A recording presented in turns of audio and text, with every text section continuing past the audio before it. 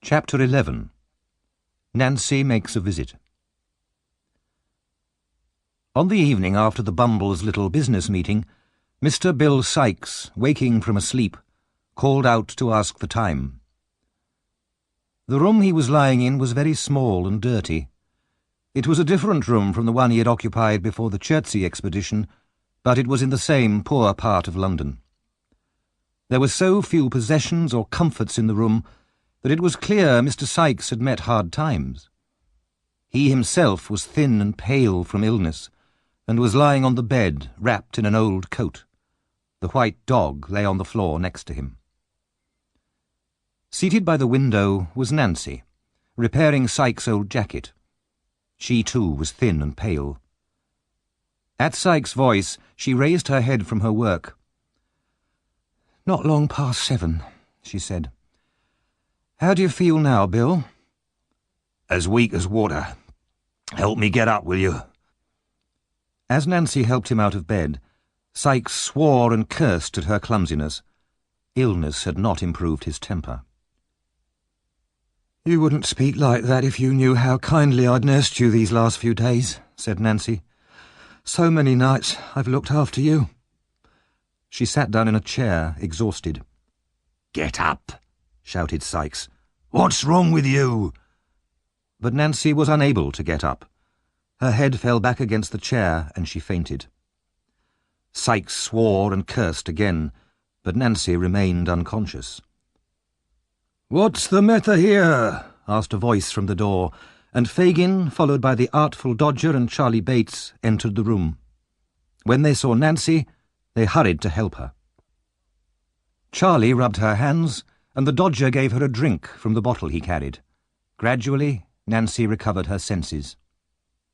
Sikes then turned to Fagin. "What are you here for?" he asked roughly. "You haven't been here for weeks, all the time I was ill. I haven't 2 coins to rub together.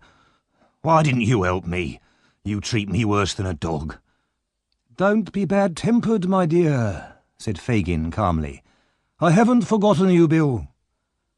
"Well, what about some money, then? I've done enough work for you recently. What about some money?" "I haven't a single coin with me, my dear," said Fagin. "Then go and get some. You've got lots at home." "No, I don't trust you. Nancy can go back with you to your house and fetch some money. I'll stay here and sleep." After a good deal of arguing, Fagin managed to reduce the amount Sikes was demanding from £5 to £3. He went back to his house with Nancy and the boys.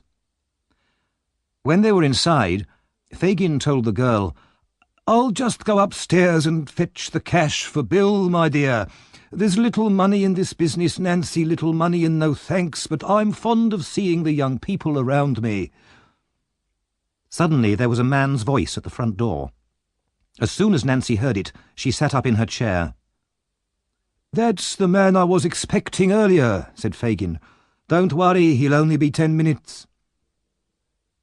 The man entered the room. It was Monks. When he saw Nancy, he moved back, as if he had expected no one but Fagin. "It's all right, only one of my young people," Fagin said to him. "Did you see him?" "Yes," answered Monks. "Any news?" "Good news," said Monks with a smile. "Let me have a word with you." He and Fagin went upstairs to talk privately. As soon as they had left the room, Nancy took off her shoes and crept silently up the stairs to listen in the passage, as she had done once before. She was gone for a quarter of an hour. Then, like a ghost, she reappeared in the downstairs room and sat down. Immediately afterwards, the 2 men descended the stairs. "How pale you are, Nancy," said Fagin, once Monks had left the house. "What have you been doing to yourself?" "Nothing, except waiting here for you too long," she answered, turning her face away from him. "Now, where's the money for Bill?" With a sigh for every piece of money, Fagin put the agreed amount into her hand. When Nancy was out in the street again, she sat down on a doorstep and for a few minutes seemed unable to move.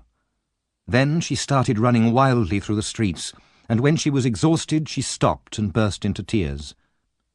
This strange mood seemed to leave her then, and she turned and hurried back to Sykes' house. At first, when she returned, Sykes noticed nothing unusual about her. Fagin, with his sharp, suspicious eyes, would have noticed something at once. But as night came, the girl's nervous excitement increased, and even Sykes was alarmed by the paleness in her cheeks and the fire in her eye. He lay in bed, drinking hot gin and water and staring at her. "You look like a corpse that's come back to life again. What's the matter with you tonight?" "Nothing. Why are you staring at me so hard?" "Either you've caught the fever yourself, or... No, you're not going to... You wouldn't do that." "Do what?" asked the girl. "There's not a girl alive as loyal as you. If you weren't, I'd have cut your throat months ago. No, you must have the fever coming on, that's it. Now, give me some of my medicine." Nancy quickly poured out his medicine with her back to him. He took it, and after turning restlessly for some time, he eventually fell into a deep, heavy sleep. "The drug's taken effect at last," Nancy said to herself as she rose from her position beside the bed. "I hope I'm not too late." Quickly, she put on her coat and hat, looking round fearfully as if she expected at any moment to feel Sykes' heavy hand on her shoulder. She kissed the robber's lips softly, then ran from the house without a sound. She hurried in the direction of West London, pushing past people on the pavement and running across crowded streets without looking. "The woman is mad," said the people, turning to look at her as she rushed past them. She came to a wealthier part of the town, where the streets were quieter, and before long she had reached her destination. It was a family hotel in a quiet street near Hyde Park. The clock struck 11 as she entered. The man at the desk looked at her and asked, "What do you want here?" "I want to see Miss Maylie." The man looked at the young woman with strong disapproval. "She won't want to see someone like you. Come on, get out." "Let me see her, or two of you will have to throw me out," said Nancy violently. The man looked at her again, and decided it would be easier to do as she asked. He led her upstairs to Rosie's room. Nancy entered with a brave face, but with fear in her heart. "Please sit down and tell me why you wish to see me," said Rose Maylie, looking with some surprise at this poor, rough girl from the streets. Rose's manner was so kind and sincere, and so unexpected, that Nancy burst into tears. When she had recovered a little, she asked, "Is the door shut?" "Yes," answered Rose a little nervously. "But why?" "Because I am about to put my life and the lives of others in your hands. I am the girl that kidnapped little Oliver and took him back to old Fagin's house on the night Oliver was going to the bookseller." "You?" said Rose. "Yes, it was me. I am that wicked creature you have heard about. I've no friends except thieves and robbers. I've lived on the street since I was a child, cold, hungry, among people who are always drunk and fighting, and that's where I'll die too." "I pity you," said Rose in a broken voice. "But I'll tell you why I'm here. Do you know a man called Monks?" "No," answered Rose. "He knows you. I heard him tell Fagin that you were at this hotel. Maybe he's changed his name.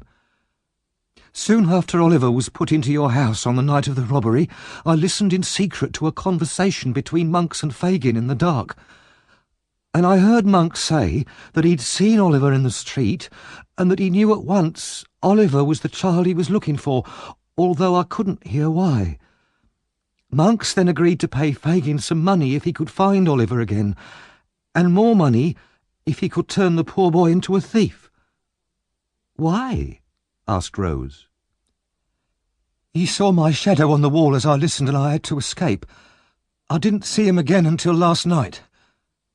"And what happened then?" "I listened at the door again, And I heard Monks say this: "So the only proof of the boy's identity is at the bottom of the river, and the old woman who received it is dead." He and Fagin laughed. Then Monks said that he had all Oliver's money safely now, but how funny it would be if the boy went to prison for stealing after his father's unfair will. "What is all this?" asked Rose. "It's the truth, lady. Then Monks said he couldn't have Oliver killed because suspicion would point to himself, but he'd try for the rest of his life to harm the boy if he could. Then Monks laughed again about the money Oliver should have got from his father's will. 'My young brother, Oliver, will never see that money,' he said." "His brother?" exclaimed Rose. "Those were his words," said Nancy, looking round uneasily, as if she still expected to see Sikes. "And then he talked about how amazed you would be if you knew who Oliver really was." "And this man was serious?" "His voice was full of anger and hatred. I know many people who do worse things, but I'd rather listen to all of them than to this man Monks.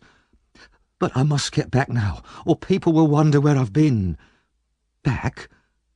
How can you go back to such a life?" asked Rose. "You've told me all this. Now I can help you by letting you stay somewhere safe." "No. Perhaps it's hard for you to believe, but there's one man, the most dangerous of them all, that I can never leave. You're the first person who's ever spoken to me so kindly, but it's too late." "It's never too late." "It is," cried the girl. "I can't leave him now. And if I tell anyone about this man, he'll die." "But how can I find you again when we want to investigate this mystery further?" "I'll meet you secretly, if you promise not to watch or follow me," said Nancy. "And if you promise just one more thing, not to do anything to hurt the man I can never leave." "I promise." "Every Sunday night, between 11 and 12, I will walk on London Bridge if I am alive. Meet me there if you want more information." As Nancy said these words, she left the room and ran down the stairs and out into the street once more. Rose was left alone, her thoughts in great confusion, as she wondered desperately what to do and who to ask for advice. The next morning, Oliver, who had been out walking, ran into Rosie's room at the hotel. He was breathless with excitement. "I can't believe what I've seen. Now you'll all know that I've told you the truth," he shouted. "I know you've always told us the truth, but what are you talking about?" asked Rose. "I've seen Mr. Brownlow, the kind man who was so good to me." "Where?" "Going into a house," said Oliver, crying with joy. "I've got the address here." "Quick," said Rose, "call a coach. I'll take you there immediately." The idea came to Rose that perhaps Mr. Brownlow would advise her. She had been afraid to tell Nancy's story to Dr. Losberne, since the good doctor was very excitable and often acted with more enthusiasm than wisdom. In less than 5 minutes they were in the coach on their way to the address. Rose went in first to talk to Mr. Brownlow alone. She was taken into his study, and polite greetings were exchanged. When they were seated again, Rose said, "This will surprise you very much, but you were once very kind to a dear friend of mine, and I'm sure you will be interested to hear news of him." "Really? May I ask you his name?" "Oliver Twist." Mr. Brownlow said nothing for a few seconds, but simply stared at Rose. Finally he moved his chair nearer to her and said with great feeling, "I once thought that he was a liar and a thief. If you have evidence to show me I was wrong, please tell me at once." "I know him to be a child with a warm heart," said Rose, "and despite the hardships of his life, he's a better person than almost anyone I know." "I looked for him everywhere," said Mr. Brownlow, "but I could never find him. I could never quite believe that he really did intend to rob me." Rose told him everything that had happened to Oliver since then. She finished by saying, "And his only sorrow for some months has been that he could not find you, his former friend." "Thank God," said Mr. Brownlow. "This is great happiness to me. Great happiness. But why haven't you brought him with you, Miss Maylie?" "He's waiting in a coach at the door," replied Rose. Mr. Brownlow hurried out of the room, down the stairs, and into the coach without another word. In a minute he had returned with Oliver. "How well he looks," he said. "New clothes, the same sweet face, but not so pale. The same eyes, but not so sad."